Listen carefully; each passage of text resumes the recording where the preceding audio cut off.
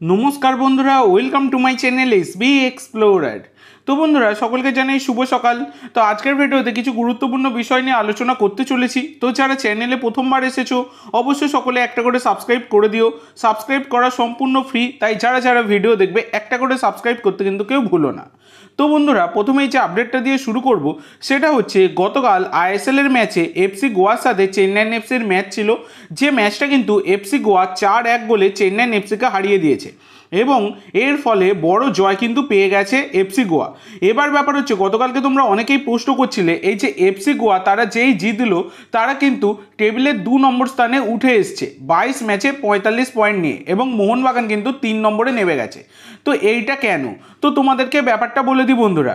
তো দেখো বন্ধুরা, এক্ষেত্রে আইএসএল এর রুল অনুযায়ী আগে কিন্তু হেড টু হেড দেখা হয়, দেন গোল ডিফারেন্স। এবার ব্যাপার হচ্ছে এফসি গোয়া এবং মোহনবাগান এরা কিন্তু একে অপরের সাথে যখন সাক্ষাৎ হয়েছিল, একবার এফসি গোয়া জিতেছিল 4-1 গোলে, একবার মোহনবাগান কিন্তু 1-0 গোলে জিতেছিল। এবার ব্যাপার হচ্ছে, যেহেতু দুজনেই বলতে গেলে একবার একবার করে ম্যাচটাই জিতেছে, তাই তারপরে দেখা হয়েছে দুজন এই যে গোয়া এবং মোহনবাগান তারা একে অপরের সাথে যখন খেলেছিল তখন তারা একে অপরের বিরুদ্ধে কটা করে গোল দিয়েছিল। যেমন ওইদিকে তোমরা যদি দেখো তাহলে 4-1 গোলে এফসি গোয়া জিতেছিল, মানে গোল ডিফারেন্স সেখানে দাঁড়াচ্ছে হচ্ছে 3। আর এইদিকে মোহনবাগান কিন্তু 1-0 গোলে জিতেছিল, তাহলে মোহনবাগানের গোল ডিফারেন্স হচ্ছে 1।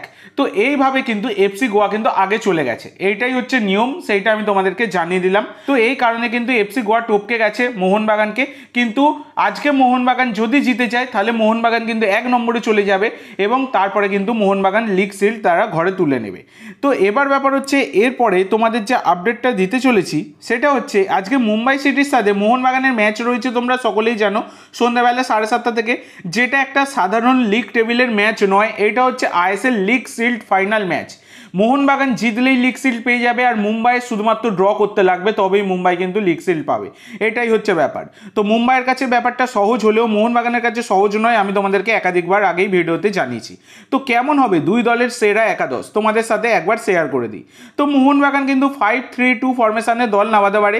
গোলকিপার ভিশাল কাইত, 5 জন ডিফেন্ডার, রাইট উইং ব্যাকে লিস্টন বা আশিস, লেফট উইং ব্যাকে মনভীর, সেন্টার ব্যাকে খেলবেন সুভাশিস, হেক্টর এবং আনোয়ার, 3 জন মিডফিল্ডার জনি কাউকো, অভিষেক সূর্যবংশী এবং অনিরুদ্ধ থাপা, 2 জন ফরওয়ার্ডস জেসন কামিন্স বা সাদিকু এবং দিমিত্রি পেতাতোস। এছাড়া মুম্বাই সিটি এফসি তারা কিন্তু 4-1-4-1 ফরমেশনে দল নামাবে। গোলকিপার পূর্বাল আচেম্পা, 4 জন ডিফেন্ডার, রাইট ব্যাকে রাহুল ভেকে, লেফট ব্যাকে আকাশ মিশ্রা, সেন্টার ব্যাকে খেলবেন মেহতাব সিং এবং তিরি, 1 জন ডিফেন্সিভ মিডফিল্ডার ভ্যান নিফ, 4 জন অ্যাটাকিং মিডফিল্ডার, রাইট উইংয়ে ছান্তে, লেফট উইংয়ে বিপিন, সেন্টার অ্যাটাকিং মিডফিল্ডে খেলবেন আপুইয়া এবং নগুয়েরা, 1 জন ফরওয়ার্ডস পেরেরা দিয়াজ। তো এই রকম কিন্তু দল সাজাতে পারে দুই দলের কোচ। তো তোমাদের মতে বেস্ট প্লেইং 11 কেমন হতে পারে অবশ্যই সকলে কমেন্ট করে জানি। তো এরপরে তোমাদের যে আপডেটটা দিতে চলেছি সেটা হচ্ছে 26 বছর বয়সী জর্ডনের সেন্টার ব্যাকের প্লেয়ার হিজাজি মাহেরকে নিয়ে। তো এই হিজাজি মাহের, যার মার্কেট ভ্যালু 1 কোটি টাকা, বর্তমানে তিনি ইস্ট বেঙ্গলের সাথে যুক্ত। তো এই হিজাজির সাথে চুক্তি বাড়াতে পারে ইস্ট বেঙ্গল, এবং অনেকদিন আগেই চুক্তি বাড়ানোর অফার দিয়ে দিয়েছে ইস্ট বেঙ্গল, সেটা আমি তোমাদেরকে আগেই জানিয়েছিলাম। তবে হিজাজি একটু দোনামোনার মধ্যে ছিলেন যে তিনি থাকবেন কি থাকবেন না, তার দল ছাড়ার সম্ভাবনা যথেষ্ট উজ্জ্বল কিন্তু হয়েছিল। কিন্তু বর্তমানে দাঁড়িয়ে লাল হলুদ সমর্থকদের জন্য বড়ই খুশির খবর যেটা, হিজাজি মাহের কিন্তু আরও আগামী 2 বছরের জন্য ইস্ট বেঙ্গলে থেকে যেতে চলেছেন, মানে চুক্তি বাড়িয়ে থাকতে চলেছেন। লাল হলুদ জার্সি গায়ে আরও 2 সিজন কিন্তু খেলবেন এই হিজাজি মাহের। এই রকম কিন্তু আপডেট বর্তমানে পাওয়া যাচ্ছে, অবশ্যই কিন্তু এটা ইস্ট বেঙ্গল সমর্থকদের জন্য বড়ই খুশির খবর। এরপরে তোমাদের যেটা জানাবো সেটা হচ্ছে 36 বছর বয়সী ভারতীয় গোলকিপার দেবজিৎ মজুমদারকে নিয়ে। তো বন্ধুরা, এই দেবজিৎ মজুমদার, যার মার্কেট ভ্যালু 40 লাখ টাকা, বর্তমানে চেন্নাইন এফসির সাথে যুক্ত এবং এই 31শে মে 2024 তার কিন্তু চুক্তি শেষ হয়ে যাচ্ছে। তো এই দেবজিৎ মজুমদারকে দলে নিতে চাইছে ইস্ট বেঙ্গল ম্যানেজমেন্ট, এবং তার উপর কিন্তু বেশ ভালোভাবে একটা ইন্টারেস্ট শো করছে ইস্ট বেঙ্গল ম্যানেজমেন্ট। তো দেখা যাক তাকে দলে তুলে নিতে পারে কিনা। এরপরে তোমাদের যেটা জানাবো সেটা হচ্ছে নাওচা সিংকে নিয়ে।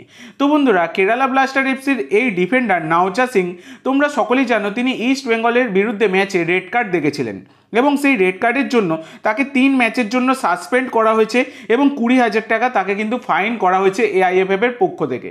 তো প্লে অফের ম্যাচে কিন্তু খেলতে পারবেন না নাওচা সিং, টোটাল 3টে ম্যাচ কিন্তু তিনি সাসপেন্ড।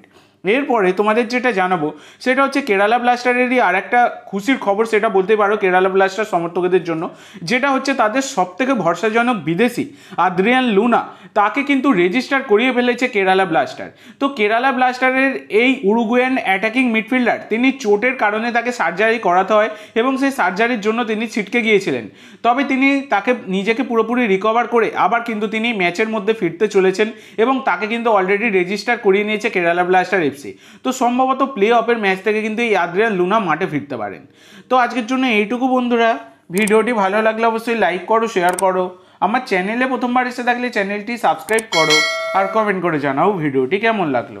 ধন্যবাদ।